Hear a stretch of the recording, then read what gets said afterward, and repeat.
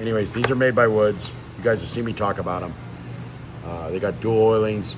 Bob's got a whole thing on how he made them. They work really good. You can see where we kept the boss really big on the bottom. Where you see some of the aftermarket guys, they'll cut this out. It actually doesn't make it as strong of a lifter on the roller side. These ones have a little bit more technology in them. They hold more oil. They got a hard facing. They got a hard facing on them, which made them even better. Where a standard lifter has no hard facing. I will tell you, you guys with your CVOs, 23 and a half and up, CVO with VVT, your guys' bike come with Screaming Eagle race lifters. And if you just need one, you can actually buy one straight from Harley. And it is their race lifter, comes in the VVT. All the other bikes come with their standard lifter, which just means that the needle bearing, because you guys are giving me shit if I say roller bearing.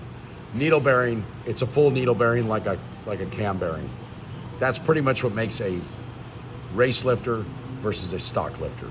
But you guys with VVT bikes, you come with race lifters from Screaming Eagle. So it's not super necessary. You guys with your standard bikes, Gen 1s, Gen 2s, twin cams, they're all the same lifter. This is what we sell. We have boatloads of them in stock. Peter can ship them out immediately. You can get them straight from Bob's. You can do, there's all kinds of different ways. And it comes with this really fancy box. And there's this really fancy sticker on the face of it.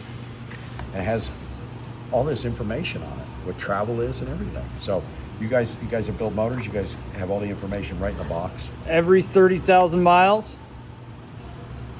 Minimum or maximum every 30,000 on a stock motor. You guys can argue with me till the day is long. Open up a Screaming Eagle race book and they'll tell you if you put a camshaft, if you put a high lift camshaft with beehive valve springs or real good valve springs, Screaming Eagle recommends 7,500 miles. Damn. So all you guys that have pop motors because the lifter went bad, go ahead and talk shit to me. I don't give a shit. You guys with your old Evos and your old twin cams with an 88 in it makes 42 fucking horsepower and you've gone 200,000 miles, fantastic.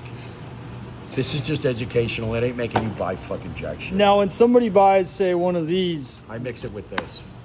whether they're at 7,000 miles Yeah, I or don't give a shit. 10,000. Yeah, unless it's a BVT bike. Yeah. With 6,000, 7,000, 10,000 miles, I'll reuse the lifters if they look good. But Gen 1s, twin cams, Gen 2s, anything but VVTs, I just do them together. It's not worth it. You're already there. You're buying the part. If the shop wants to charge you more labor, go somewhere else. Because he's already got this shit apart to change your cam. And then the adjustable push rods from S&S? Yeah, I use those on the Gen 1s, not on Gen 2s. Gen 2s come with big valve springs. So I've had failures with the S&Ss with the big valve springs. So we use here at Screaming Eagles adjustable push rods with those. Yes, I know you other guys will come in there and go, you don't need to do all that shit. Well, good.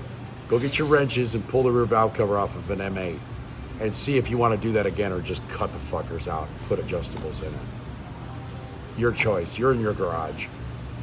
Is your time worth that much money? Cut the fuckers out and put the adjustables in it. But use the Screaming Eagles on the Gen 2s. Gen 1s, you can use the S&Ss, fueling.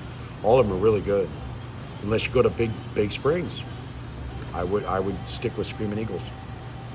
MickeyCohenMotorsports.com.